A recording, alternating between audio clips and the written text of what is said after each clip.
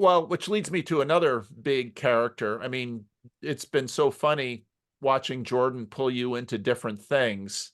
Um, conversation. What's the guy's name? Mohammed. Oh, the Mohammed hijab conversation. Yes, Oh my yes.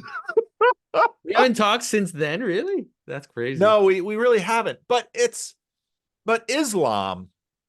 I mean, so for me, Islam is another thing that I've sort of just kind of kept at bay because I don't have to deal with Islam. Yeah. And the question of Islam is I think, a super complex question because it's not at all clear what Islam is. On one hand, I mean, C.S. Lewis described Islam is Islam. submission, Paul. Islam means submission. Yeah, but submission to what? But submission to God, that's what it means. Yeah, but who is God that, they are submitting to it? And because to me, Islam, no, it's so when part of the difficulty about talking about any religion or using a religious category is that it is just so broad because you can meet just absolutely wonderful Islamic people who have virtue and character and then you look at the religion. You always have this because you can't, I mean, how would you judge orthodoxy? I mean, it's such a massive category. Yeah.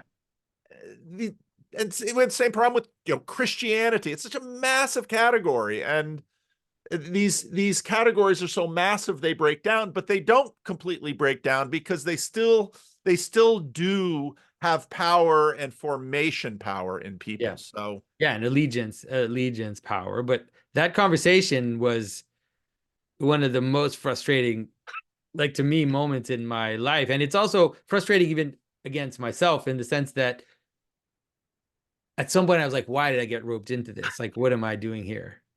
And so you have to set the stage because people watch the conversation. They don't see the context of right, where we were. They right. don't understand that we were invited there. Where Jordan was were invited where there. was fill it out a little bit All more. right. So Jordan was invited there to come talk about the place of Jesus in Islam. That's why Jordan was invited there. And so Jordan said, do you want to go to this thing? Supposed to talk about the place of Jesus in Islam. And I thought, okay, well, that's an interesting thing. Like, I'm willing to do that. And so he says, I'm going to meet with this guy, Mohammed Hijab. And so then I go to my hotel room, and it's like the next morning, I'm going to go to this thing. I don't know who this guy is.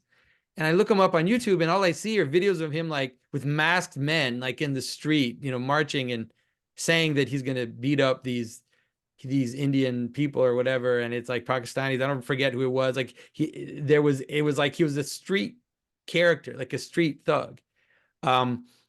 And I was like, what are we doing? Like, why are we going to meet this guy? So that was the first thing. So, but I already committed. So I'm like, okay, I'll go.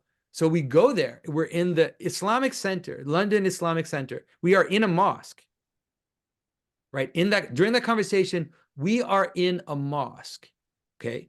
And we are sitting at the head of the mosque, right? Behind us is the place from which the Quran is and the prayers are said. In front of us are around 50, 60 men from the mosque. So now let me put you in that position and ask you, okay, and so now we're sitting there and we're supposed to talk about the place of Jesus in Islam. But what we're getting is someone attacking Jordan, then attacking Christianity, then attacking the Trinity.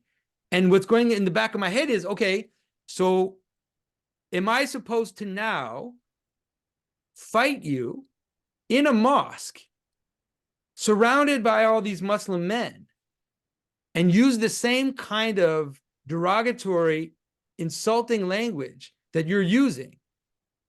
And all I could tell myself and put myself in the position is, I would never do that to you in a church, ever. Like, I would never invite you into a church under false pretense and then have you surrounded by Christians and then start attacking Islam in your face. Yeah. So the whole time I was like, this guy is a thug. Yeah. This guy is not serious. Yeah. And you can see, if you watch my face in the interview, you can see Yes. that I'm annoyed beyond belief.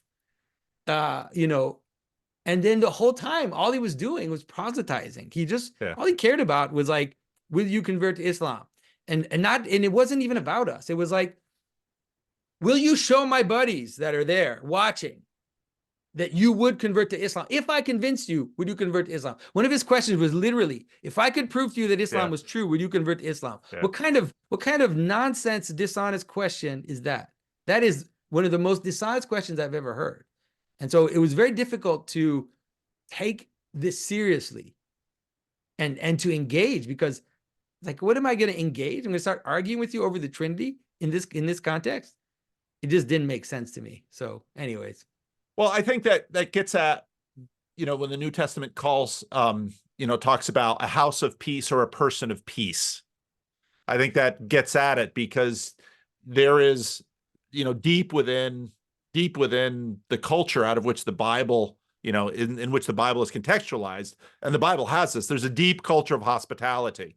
And when you set something up like this, the story of Sodom and Gomorrah, the sort of story of Gibeah, these are all stories of hospitality, and they extended no hospitality, which is. Yeah, and I'll be honest, like, let's be honest, it's not as if this has never happened. It's not as if Christians have never done this. Christians have done this. There are, probably know the stories of Christians inviting rabbis into debates, where basically it was like, we're going to have a debate in the town hall, in the town, with all these Christians, and basically your life is at stake. And if you disagree with us, and so it's like being in that, obviously I wasn't in the physical danger, but as soon as the conversation ended, people came right up to my face and started telling me I shouldn't have said that.